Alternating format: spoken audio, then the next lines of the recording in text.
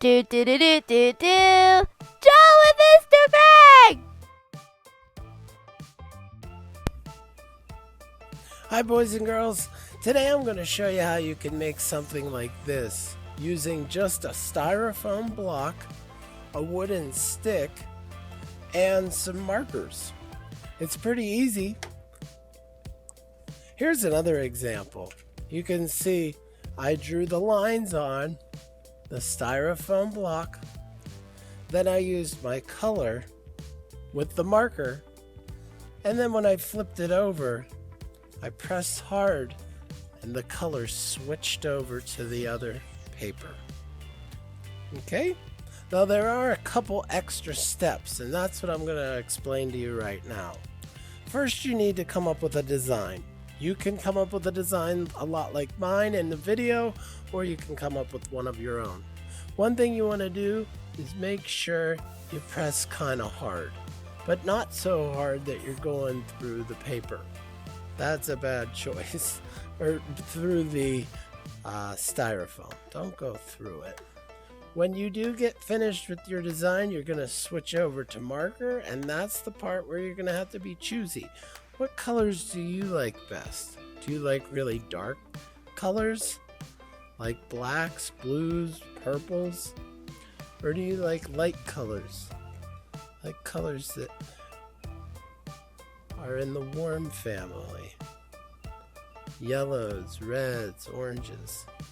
You can choose what kind of color you like and what colors you want to make your design.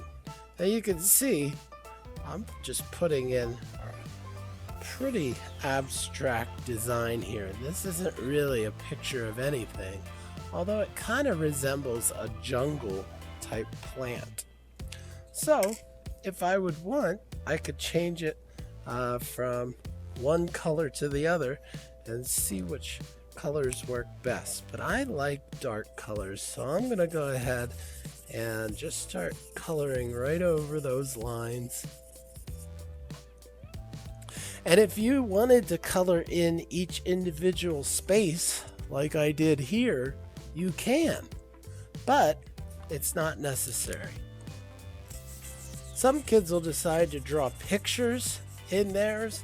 I will warn you against certain types of pictures because some pictures have so much detail in them that it'll be difficult to color inside of those little spaces. So pick something that's big, pick something that's bold, so that when you go to print it, you can actually tell what it is.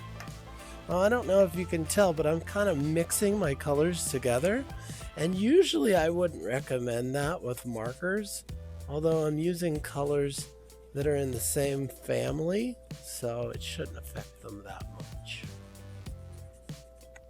And I'll clean the tips off before somebody else uses them.